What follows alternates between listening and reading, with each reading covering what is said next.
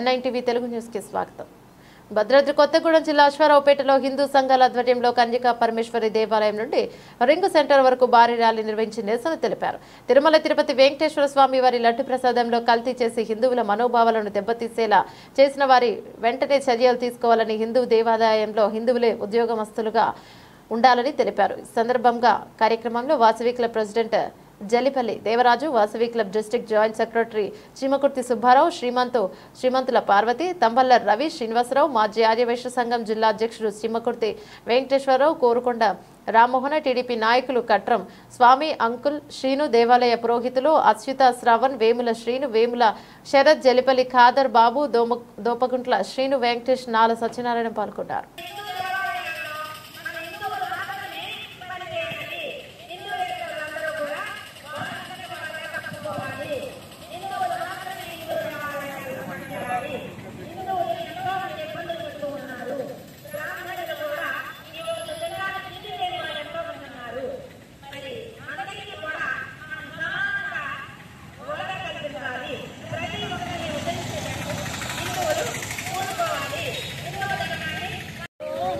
ఒక్క నిమిషం అందరూ ఆగండి.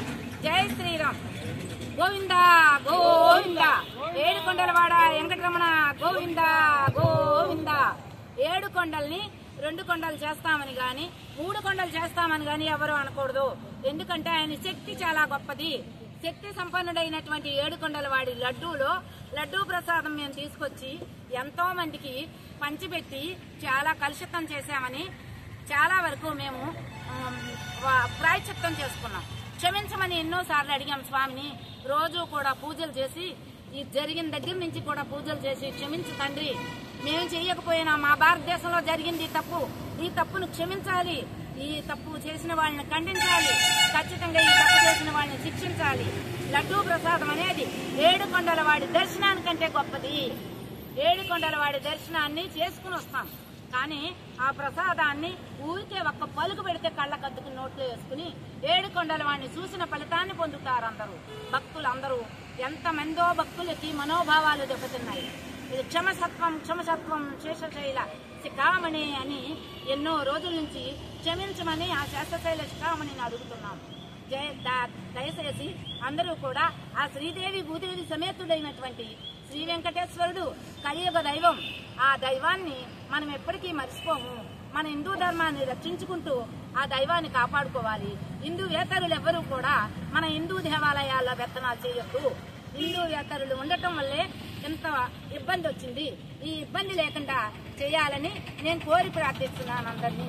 మాకు వక్ఫ్ బోర్డు ఉన్నట్టే మాకు కూడా హిందూ బోర్డు కావాలి. వక్ఫ్ బోర్డు ఉన్నట్టే మాకు హిందూ బోర్డు కావాలి. మాకు హిందూ బోర్డు కావాలి. మాకు హిందూ ధర్మం రక్షింపబడాలి.